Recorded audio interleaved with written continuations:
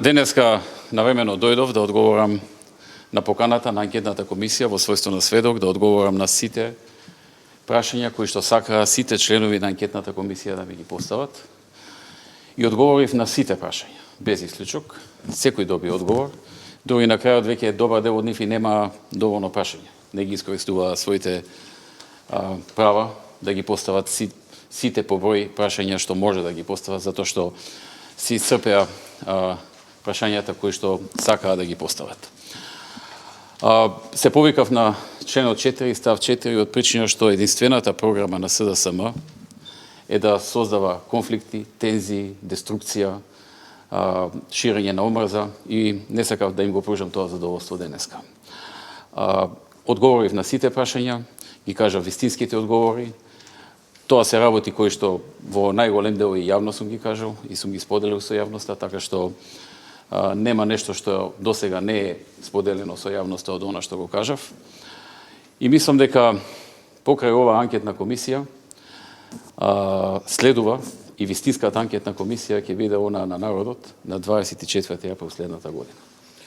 Да. Господин Груевски, токму повикувајќи се на затварање на седницата, председателот на Шилегов, цитирам, Груевски ја торпедираше анкетната комисија. Уште еднаш потврдувам, одговорив на сите прашања на комисијата, на секое прашање добија одговор.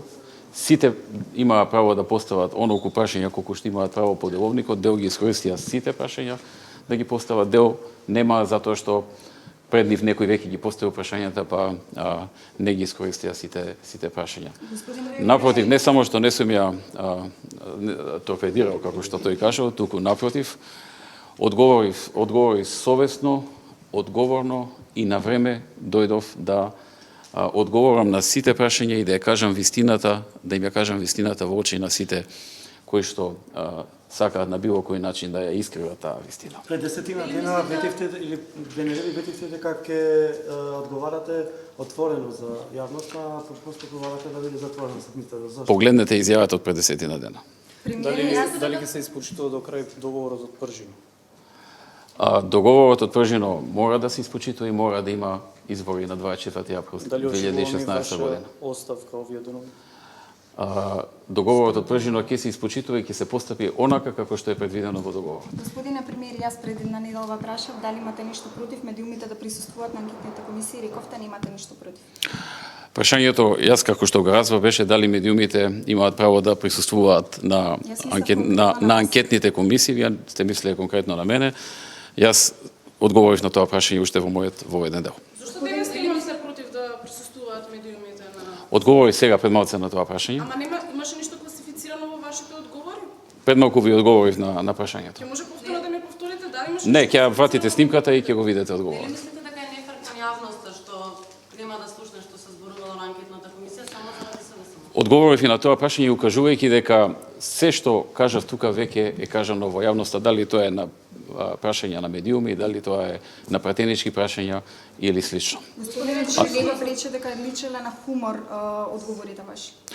Очигледно е дека господин Шилегов имал некакви други очекувања и мислам дека тоа е тој што сакаше да направи хумор денеска, односно да внеси тензија, да внеси деструкција, да внеси говор на омрза. Тоа е нивната програма. Нашата програма е правење на проекти, нашата програма е програма на отворање на нови работни места.